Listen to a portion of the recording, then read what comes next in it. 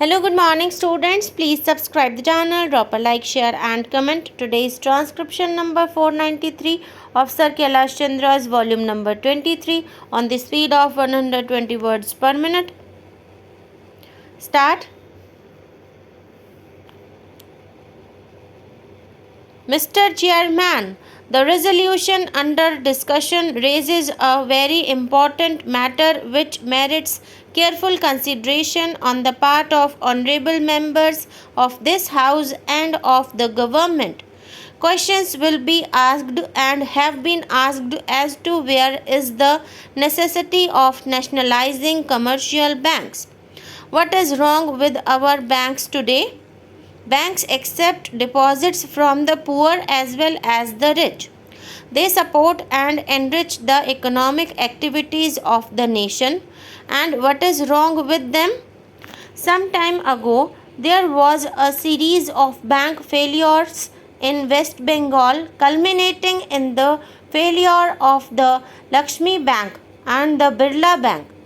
Maybe when such things occur, doubts arise in our minds as to whether the ordinary man who deposits in the bank is really safe, whether we have sufficient guarantees for the safe working of the banking system. But then the answer is that we have tightened the provisions of the Banking Companies Act and given more and more control to the Reserve Bank, and therefore the Reserve Bank is in a position today not only to insist upon all sorts of safeguards for the flotation of banks but also for the conducting of banks. It has the power of supervision, control and direction, and therefore, as the honorable members were saying, banking today is far safer than it ever was. So, where is the need for nationalization? Sir, in order to answer this question, one has to probe a little deeper and examine the function of banking. It is not a question of public sector or private sector. It is not a question of relating banking to private industry. We have to look at this question from the point of view of the goal we have adopted. Our goal is the creation of socialist society. This we adopted some 7 or 8 years ago, and I am amazed to see that not a single step has been taken which is calculated to lead us to that goal. One important factor which helps to take us towards that goal is the removal of inequalities of wealth. This is a goal to which possibly no honorable member can have any exception. If we have to remove inequalities of wealth, then we have to remove the opportunities which create concentration of wealth. Now, I wish to show that these commercial banks do help in the concentration of wealth. Now, we have to really root out all chances of a man unlawfully enriching himself by the position of the strength of money, by the position of the strength of influence that he commands in the society. He is able to exploit others and create a position of wealth for himself. Now, in these opportunities, the banks have a very great place. Sir, if we have to realize the important place that banks have in our society today and the vital role that they are playing in our economy, we have to probe, as I was saying a little before, a little deeper. How do they work? I am an agriculturist. I grow cotton and I bring it to the market. In the market, there are 2 or 3 buyers and they are rich people.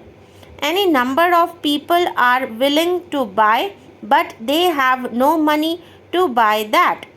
These 2 or 3 persons have influence with the banks.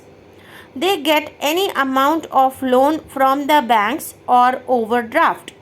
Others cannot have that opportunity. These two or three persons will corner the produce in the market. They do not demand it when there is a lot of produce, and they make the produce rot in the market until at last the peasant is tired out, and then they will dictate the price in spite of the government's regulated market. They will have to sell at the price dictated by these two or three purchasers. I have this experience myself. We started a cooperative society, the Consumers and Producers Cooperative Society, of which I was the president. It was just to counteract this that I started it because mine is a cotton growing area. We have only two cotton purchasers in the entire cotton area. They are playing havoc with the cotton producers.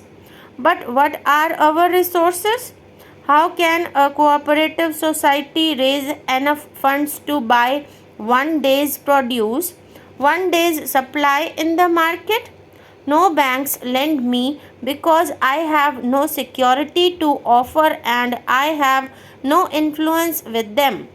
These two people can do anything with the market, and this is going on today in spite of our regulations.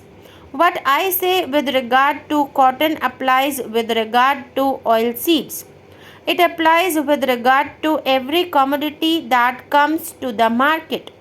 Now, this has an indirect effect. If I am able to corner the oil seeds today because I can export them with the help of my money, then I am indirectly raising the prices of oil seeds at home. So, every man will have to pay a higher price.